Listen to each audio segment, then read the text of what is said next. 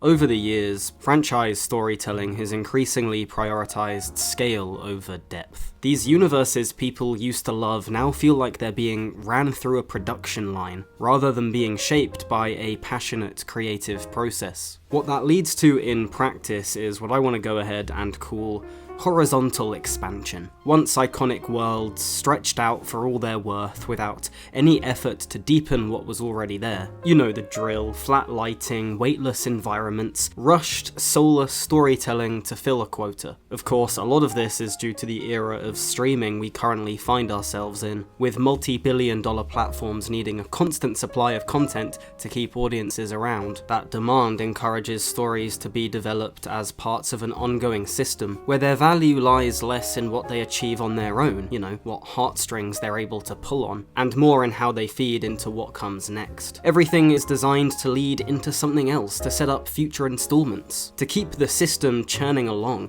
but because that forward motion is never really anchored to a clear endpoint, it starts to resemble a loop more than any sort of forward trajectory. Modern franchises, more often than not these days, feel like they're just going in circles, like the Buddhist concept of samsara, or, you know, supporting Arsenal Football Club. The wheel is always in motion, sure, but that's all it's doing, and this model is, in my opinion, unsustainable. Why? Well, because people aren't complete idiots, for the most part. We have like a basic understanding of how this stuff works, right? When there is this constant need for expansion, storytelling/art gets treated like just another brick in the wall. Let's be real, it's incredibly obvious when a film or a TV show is being made with genuine passion, when it's been given the time and respect to be something unique and worthwhile. Audiences can feel the lack of soul and heart in these products from a mile away. We feel it at a gut level, and that's why I want to shout out two TV shows in particular which, while operating in pretty different ways, both manage to cut through all the corporate franchise noise and genuinely feel like a return to proper storytelling. Since the worldwide success of the original film, Star Wars was never one to shy away from its corporate interests. Despite very impressive box office numbers, most people have always known that deep down, the franchise has made most of its money through toys and merchandise. And yet, throughout all of this, the series still at least gave off the impression that it was being driven by something more personal. A singular vision shaped by the man, George Lucas's own interests and ideas. You can see that clearly in the gap between Return of the Jedi and The Phantom Menace. 16 years passed without a new film, which just seems utterly inconceivable in our day and age. There was no pressure to keep the story constantly moving, no obligation to maintain visibility through regular releases. And when the prequel trilogy finally did arrive, they carried a very specific and singular perspective, shaped by Lucas's personal politics and his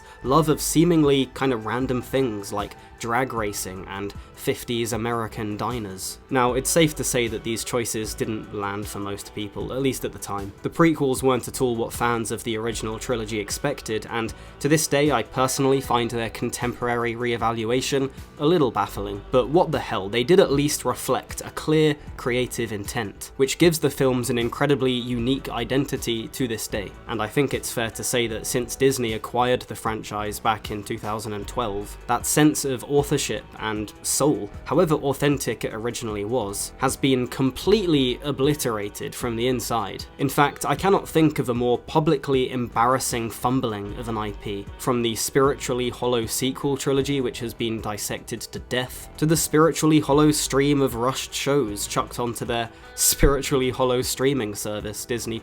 The overall impression is one of a franchise being pushed to produce rather than allowed to develop. And audiences have caught on to this and responded accordingly. I mean, just look at those sorry numbers for the Mandalorian and Grogu trailer. I can't say how well that film's gonna do, but you know, it's not looking good for the mouse. However, throughout all the desperate, demoralizing corporate sludge released by Disney, one project stands out to such a degree that that it almost feels like it had to have been an accident. Andor, released across 2 seasons in 2022 and 2025 respectively, achieved the insurmountable task of making Star Wars not only good again, but feel more serious and more real than it ever had before. It brings that galaxy a long time ago just slightly less far away, if that makes sense, grounding the world in systems that actually function realistically, giving real shape and detail to both the Empire and the Rebellion in ways we've just never seen before. Institutions that human beings work within and navigate on a daily basis. The show layers in politics and personal consequence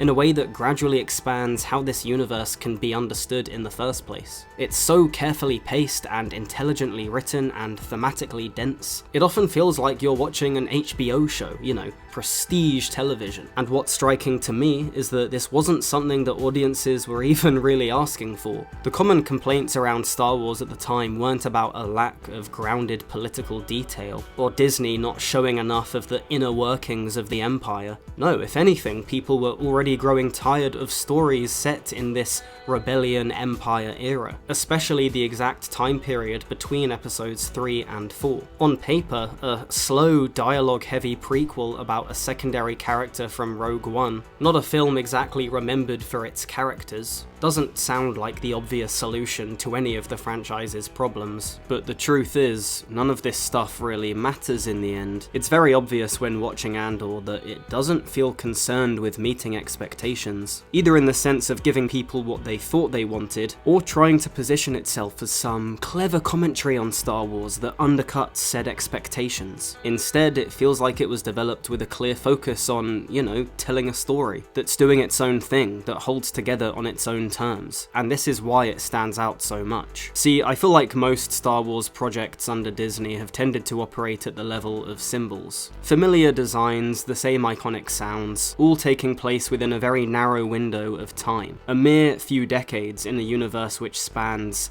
I don't know, billions of years, I guess. And yeah, while Andor still uses all these familiar elements, it does something cool and different by treating them as part of a functioning environment rather than the main attraction, which allows the story to develop in completely new directions. It asks what these elements actually represent in practice on a fundamental, very human level, then builds outward from there. Star Wars has never operated like this before, at least in live action, and what can I say? It is so damn refreshing. But here's the thing.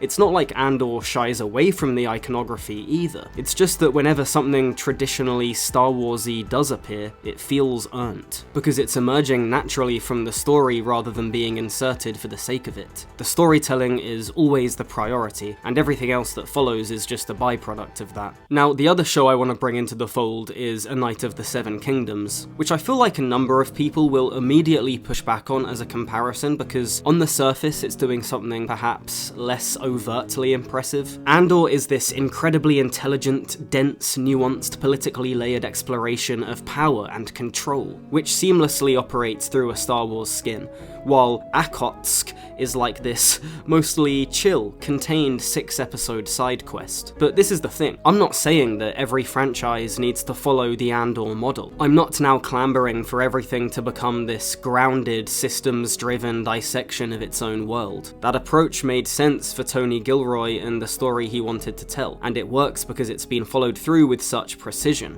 But it isn't some universal template that every project should now copy. There's no one-size-fits-all approach for a franchise rediscovering its storytelling roots. No, it needs to be an organic thing that comes out of passion and originality and bravery. In the case of A Knight of the Seven Kingdoms, again, we're looking at a story set within a much larger and iconic world, one that wasn't exactly thriving at the time of release. Let's be real, the last time the whole Game of Thrones franchise was more or less accepted to be this high-quality thing was, what, season 4 of the show? Season 6, if we're being generous? Either way, we're talking about something that peaked roughly a decade before famously collapsing into complete and utter rubbish. The books, or lack thereof, haven't helped matters either. The last A Song of Ice and Fire novel came out in 2011. Seven hells, we've had 3 brand chapters since the Clinton administration, and the likelihood of George ever actually releasing The Winds of Winter, let alone A Dream of Spring, gets smaller and smaller by the second. Tick, tick, tick. But of course, the franchise wheel has to keep spinning. Those executives have to keep generating attention and revenue, which has naturally led to that horizontal kind of expansion I was talking about earlier. Sure, House of the Dragon has had its moments, but even that feels completely in the shadow of what came before. It's not really doing anything that the original show didn't do much better, and by its second season, you could already sense the fatigue. Add to that the increasingly public tensions behind the scenes between Ryan Condal and Georgie Boy, plus this new thing where we have to now wait 2 years for 8 episodes of television. Yeah, this franchise had a fall-off similar to the Valyrian Freehold. Am I right, guys? Am I right?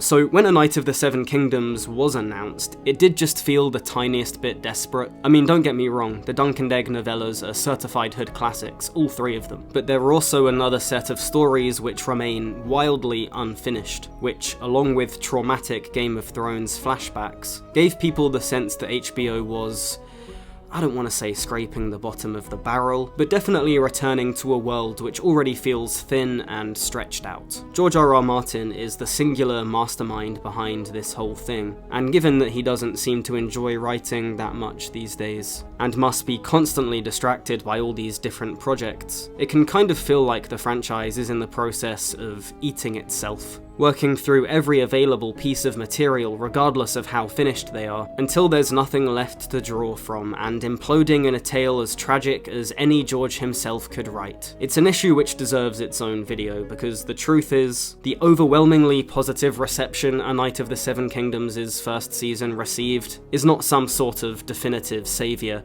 born from salt and smoke, which is going to make this franchise whole again. However, the truth is, when I'm watching the show and I hear Baelor Targaryen say the words, "I will take Sir Duncan's side," I'm not thinking about intellectual property or, you know, the political and economic state of the world right now. No, I'm just locked into the story, because that's all the show is really asking of me. You don't get the impression from these 6 episodes that the franchise is struggling, that HBO is ransacking the remainder of George's stories in some frenzied panic to create another cash cow. The focus simply stays on telling a simple story well. Simply, without reaching beyond what it needs to be. And in doing this, it perhaps accidentally taps into what Game of Thrones always handled best in the first place. You know, the basics, the human-level interactions, the grounded character work. Now, I think it would be a bit lazy to reduce this to a conversation about scale. You know, something like, oh, well, the first half of Thrones and the first season of this show doesn't have huge CGI battles and dragons in them, while House of the Dragon and the second half of Thrones does. Therefore, lower budget, lower stakes TV good, and higher budget epic TV bad. But I do think George, specifically as a writer, feels more comfortable in these more contained, character-driven spaces, which is why I reckon something like Fire and Blood exists as this in-universe historical account that's inherently harder to translate into drama, and why, in my opinion, he's struggling to wrap up A Song of Ice and Fire, because that's a story clearly moving into much heavier, higher fantasy, heavy metal territory. But the Dunk and Egg stories are pretty grounded, all things considered, and therefore lend themselves perfectly to these 6-episode seasons with, you know, shorter, chiller runtimes. And realistically, if you've read the novellas, you know it was always going to be a slam dunk if they just adapted the stories faithfully, without feeling the need to reinvent the wheel. Which they don't, at least not with this first season. It retains the tone and soul of the Hedge Knight novella remarkably well, perhaps because showrunner Ira Parker supposedly made the season imagining that George would be watching it, and at the end of the day, that's the guy who gets his own universe the most, because, you know, he made it. The whole thing feels aligned with the spirit of the material, rather than trying to turn it into something bigger. It's lighthearted when it needs to be lighthearted, epic and serious when it needs to be epic and serious. Like, it's really not rocket science. It's just a well-made show, a respectful adaptation which prioritizes telling a coherent and self-contained story. Again, audiences can tell from a mile away when something is made with actual heart and soul. and that's all there really is to it. People often describe both of these shows as breaths of fresh air, and yeah, that's a great description of them, but they arrive at that feeling in very different ways. With A Knight of the Seven Kingdoms, a lot of the appeal comes from its sincerity, the way it allows for decency, for kindness, for characters who are simply trying to do the right thing in a world that, as we've seen in the past, doesn't always reward that. There's a warmth to it that feels genuinely rejuvenating, especially in these current times. Andor, on the other hand, leans into something much colder and much more grounded, a sense of realism and weight that gives its world a kind of texture Star Wars hasn't had before. It really is just a case of different flows for different shows, you know, different sizes for different franchises. And that's kind of the point.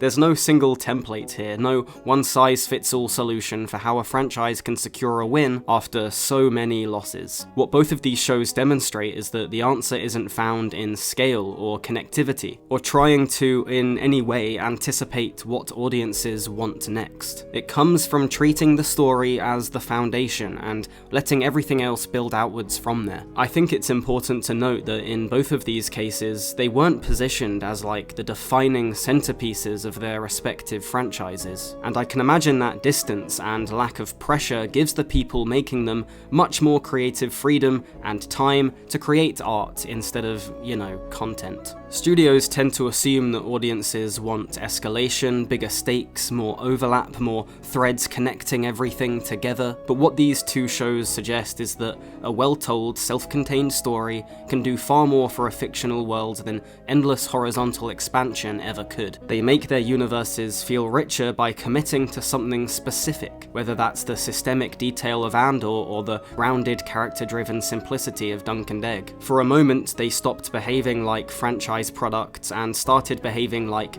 organic, risk-taking stories. And in doing that, they reminded all of us why these worlds were worth caring about in the first place. But that is going to be it for now, so thank you for watching, and I'll see you in the next one.